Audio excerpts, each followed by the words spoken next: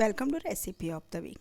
આજે હું તમારી સાથે ઉપવાસમાં ખાઈ શકાય એવી સફરજનની બરફીની રીત લઈને આવી છું. જો તમને ચાસણી બનાવતા ના આવડતી હોય કે તમને ચાસણીમાં ખબર ના પડતી હોય તો પણ તમે આ બરફી એકદમ સરળતાથી બનાવી શકશો. તો તમે આખો વિડીયો જરૂરથી જોજો. તો સૌથી પહેલાં આપણે સફરજનની બરફી માટેની સામગ્રી જોઈ લઈશું.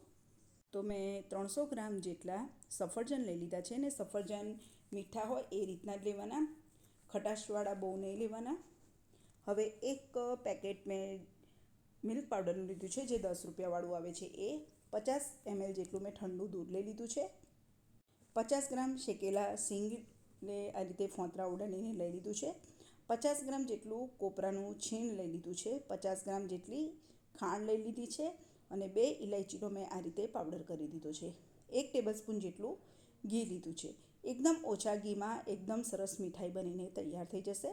હવે સફરજનને આપણે આ રીતે છાલ કાઢી અને છીણી લેવાના છે. તો મેં અત્યારે 300 ગ્રામ જેટલા સફરજન લીધા છે, તો એ હિસાબથી મેં બધી સામગ્રી લીધી છે. તમે ઉપવાસ કરતા હો, એટલે કે શ્રાવણ મહિનો છે, નવરાત્રા છે કે જન્માષ્ટમી છે, એ બધું કરતા હો તો તમે આ બરફી બનાવીને ઉપયોગમાં લઈ શકો છો. અને જો તમે ઠાકોરજીને ભોગ ધરાવવા માટે આ સામગ્રી બનાવતા હોય તો મેં જે મિલ્ક પાવડરનો ઉપયોગ કર્યો છે એને બદલે તમે મોળા માવાનો ઉપયોગ કરી શકો છો. હવે સફરજનની મેં છાલ કાઢી લીધી છે અને આ રીતે બંને સફરજનને હું છીણીથી છીણી લઈશ. તો અને વચ્ચેનો ભાગ જે છે એ મેં આ રીતે કાઢી લીધો છે. તો સફરજન છીણીને તૈયાર કરી દીધા છે. હવે જે શેકેલા શિંગદાણા છે એનો આપણે એકદમ ઝીણો પાવડર કરી દેવાનો છે. તો મેં શિંગદાણાનો પાવડર કરીને તૈયાર કરી દીધો છે. હવે એક નોનસ્ટિક કઢાઈમાં 1 ટેબલસ્પૂન ઘી લઈ લીધું છે અને ત્યાર પછી છીણેલા સફરજન ઉમેરી દેવાના છે. સફરજન છીણીને તરત જ ઉપયોગમાં લઈ લેવાના, નહીં તો સફરજનનું છીણ કાળું પડી જશે. હવે ધીમા તાપે સફરજનનું બધું જ પાણી બળે, એટલે કે સફરજનના છીણનું બધું જ પાણી બળે ત્યાં સુધી આપણે એને સાંતળવાનું છે. તો લગભગ ધીમા તાપે 5થી 6 મિનિટમાં બધું પાણી બળી જશે, એટલે કે મોઇશ્ચર બળી જશે. ત્યાર પછી આપણે આગળની પ્રોસેસ કરીશું. તો જ્યાં સુધી સફરજનનું છીણ સંતળાય ત્યાં સુધી આપણે આગળની પ્રોસેસમાં જે મિલ્ક પાવડર મેં લીધો છે 10 રૂપિયાવાળું પેકેટ, એ 50 ml ઠંડા દૂધમાં આ રીતે મિક્સ કરી દઈશું અને એક પણ ગાંઠો ના રહે એ રીતે મિક્સ કરવાનું છે. મેં પહેલાં તમને કહ્યું એ પ્રમાણે જો તમે ઠાકોરજીને ભોગ ધરવા માટે આ સામગ્રી બનાવતા હો તો મિલ્ક પાવડરને બદલે મોળો માવો ઘરે બનાવેલો અથવા તો ડેરીમાંથી લાવેલો માવો ઉપયોગમાં લઈ અને તમે આ બરફી બનાવી શકો છો. હવે ધીમા તાપે આ રીતે સફરજનનું છીણ સંતળાઈ રહ્યું છે. પાણી બળી જાય ત્યાં સુધી આપણે એને સાંતળવાનું છે. તો લગભગ 5થી 6 મિનિટ પછી તમે જોઈ શકો છો પાણી બધું જ બળી ગયું છે અને સફરજનનું છીણ સરસ સંતળાઈ ગયું છે. તો હવે આપણે દૂધ અને મિલ્ક પાવડર જે મિક્સ કરીને રાખ્યા છે એ ઉમેરી દઈશું. હવે આ પણ એકદમ સરસ રીતે સાંતળવાનું છે. દૂધનો ભાગ બધો બળી જાય ત્યાં સુધી આપણે એને સાંતળવાનું છે. દૂધ અને મિલ્ક પાવડર ઉમેર્યો છે એને લીધે બરફી એકદમ કણીદાર બનશે.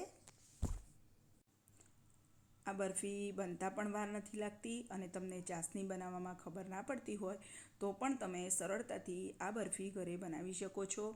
મારી આ રેસીપી તમે એક વખત જરૂરથી ટ્રાય કરી જોજો અને તમને જો મારો આ વિડીયો પસંદ આવે તો મારી ચેનલને લાઇક, શેર અને સબસ્ક્રાઈબ કરવાનું ના ભૂલતા. તો 6થી 7 મિનિટ પછી બધું જ દૂધ અને મિલ્ક પાવડર જે મેં ઉમેર્યું હતું મિક્સ કરીને એ એબ્ઝોર્બ થઈ ગયું છે. તમે જોઈ શકો છો સાઈડમાંથી ઘી પણ છૂટું પડી ગયું છે. તો હવે આપણે ખાંડ ઉમેરી દઈશું અને ખાંડમાંથી પણ પાણી છૂટશે. તો પાણી છૂટે અને ઓગળવાની શરૂઆત થાય ત્યાર પછી આપણે એમાં બાકીની સામગ્રી ઉમેરીશું. તો ધીમા તાપે 2થી 3 મિનિટ પછી તમે જોઈ શકો છો ખાંડ બધી જ ઓગળી ગઈ છે. અને હવે આપણે એમાં જે સિંગદાણા શેકીને પાવડર તૈયાર કર્યો હતો એ ઉમેરી દઈશું. મેં અત્યારે શેકેલા સિંગદાણાનો પાવડર લીધો છે. તમે એને બદલે કાજુ અથવા તો બદામનો પણ પાવડર લઈ શકો છો.